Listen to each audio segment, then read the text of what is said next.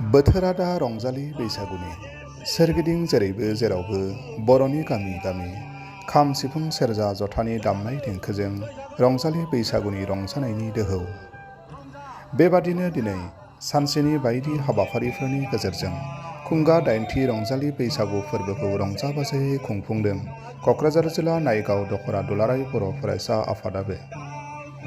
रंजालि बैसागु खुंफुंनायनि हाबाफारि बादियै दुलाराय बर' फरायसा आफादनि फिरफिलाजों लोगोसे रंजालि बैसागुनि फिरफिला बिरहोनाय, गोदान बोसोरनि जागायजेननायाव बैसोगोरासिन सुबुंफोरखौ मान बावनाय, गोखा गोखै जानाय, खौसेयै उदां बैसागु मोसानाय, दख'रानि सिङाव थानाय गामिफोरनि गेजेराव दिरुंबोनाय बादायलायनाय, बैसागु मोसानाय बादायलायनाय बायदि सानसेनि समायना रमायना हाबाफारिफोरजों गोदान बोसोर रंजालि बैसागुखौ बरायो नायगाव दख'रा एबसुआ।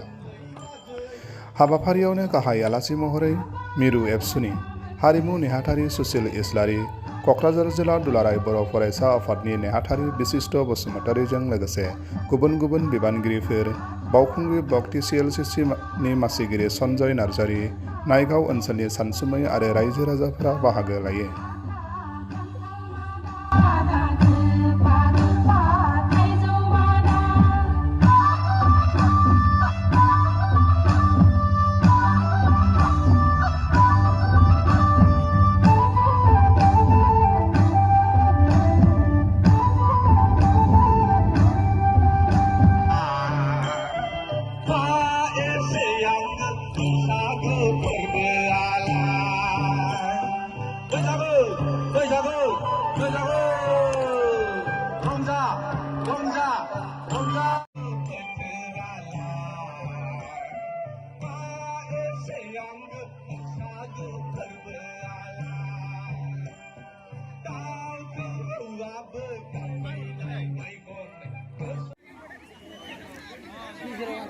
Ini belum menjadi ada yang sama.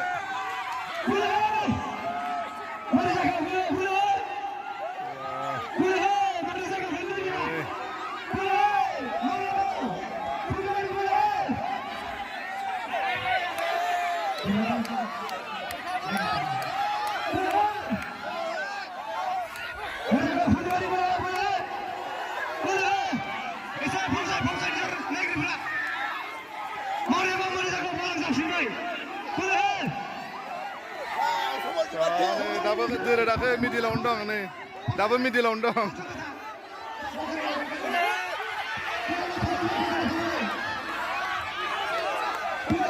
Ini sederhana, pak middle apa mana dari situ pak?